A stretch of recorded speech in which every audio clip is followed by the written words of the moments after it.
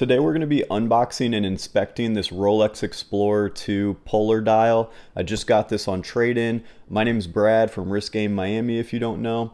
I buy and sell high-end watches, and we're going to be going through to make sure this is working properly, make sure it's clean, authentic, all that good stuff. So let's get into it.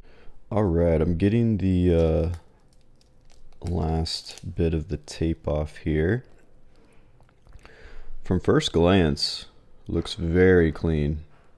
Really beautiful piece. So if you don't know, this is the 216-570 Rolex Explorer. Really cool piece. This is the modern Explorer too, and this is where Rolex really reset the model. I think it came out around 2011, and then it went up to 42 millimeters. They brought back the orange 24-hour hand as a throwback to the original Explorer 2 from the 70s. And I've argued with several people in comments from my Black Explorer 2 video that, you know, this orange hand is a 24-hour hand, not a GMT. Yes, you can use it as a GMT if you really want, but this is a fixed bezel. It's meant to be used as a 24-hour hand. On the white Polar Dial, the orange hand isn't just looks. It makes the watch very easy to read, and that's why a lot of people love this thing. Inside of it is the caliber 3187, which is one of Rolex's most underrated movements, I would say. You get an independently jumping hour hand, so you can change local time without stopping the watch, while the 24-hour hand just stays put. And that's why this works so well as a travel watch, even though it never gets talked about, you know, like a GMT. The fixed steel bezel, like I was saying earlier, is another big difference. This doesn't rotate. It's engraved and brushed, and it's a lot harder to mess up than a ceramic bezel. The thing was built to take a lot of wear. You don't just, baby it like a lot of other watches. The Polar Dial on this reference is also bolder than the older ones. They're bigger markers, wider hands, and chromolite everywhere. The legibility, especially in low light, is insane, which I really liked about this. It's kind of the whole point of having this. Even at 42 millimeters, it wears better than you would expect, and I'll show you here. I'll take the watch that I'm wearing off today. So let's see how this looks.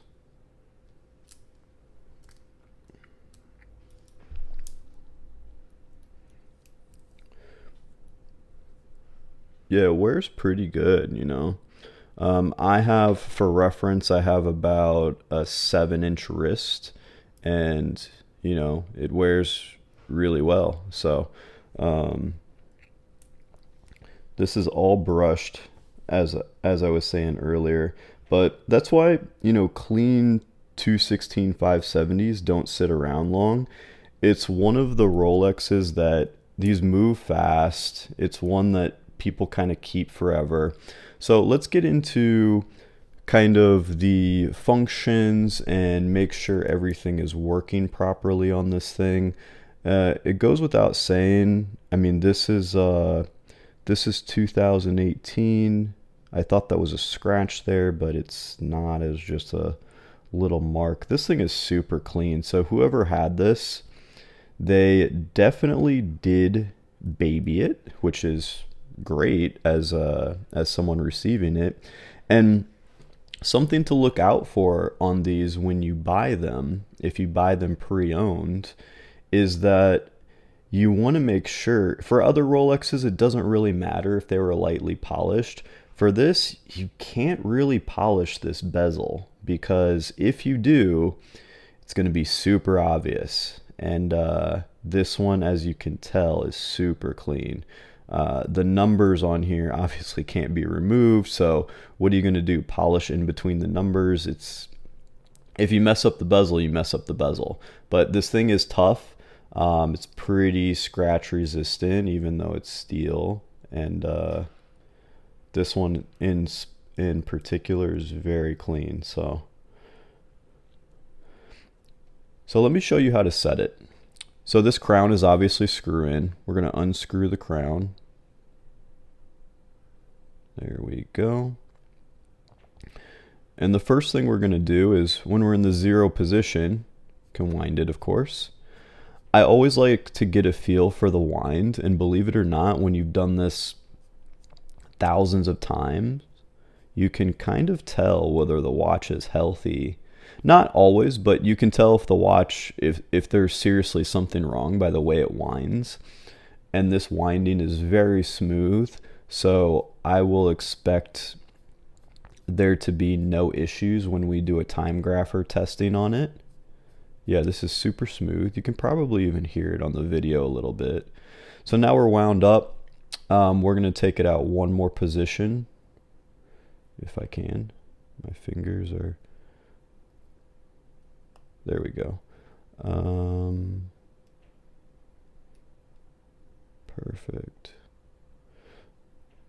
So there we go. So that is the quick set for this hand. But what we want to do first is we actually want to, I've made other videos on this. You don't want to set this hand first, right? You want to set the orange 24-hour hand first. All right, so let's set the date. When the crown is all the way out, I would say in the 3rd position, because you have, if this is at 0 with the crown just unscrewed, you have the winding. The next position is going to be the hour hand, and the position after that is going to be setting this orange 24-hour hand, which is what you want to do first. You always want to set the orange 24-hour hand. So right now it is about 1:21 p.m. So that would equate to 13, of course. So we are going to go the long ways here, and here we're at noon. Here we are at 1 p.m. and you see how this crossed and just went to the 6th of the month because it just crossed midnight on this hour hand. So we're at 1 p.m. here. So now we're at about 1:21, right? And so now we're going to bring this in. And now we have to set the date, because there's no quick set date on this Explorer 2. Today is December 16th, so what I'm going to do is, this is annoying to do the first time, but most people wear this watch as their daily, so you're not going to have to set it very often. So now you're just going to flip this around 1,000,000 times until we get to the 16th. So that's 16. And now we're at the correct time of, well, it's 1:23 now. So take that out a little bit. 1:23-ish. Okay. So now we have the correct time set. So just so you know, if you are new to this, you have the 24-hour hand here, which will tell us the exact time. Because remember, these were for explorers in the 70s that you couldn't tell whether it was daytime or nighttime by just, you know, looking at the sky. It was always the same. So you now know that it is 1:23 p.m. You know, it's in the afternoon. So this is how it's set. We're going to now screw this in.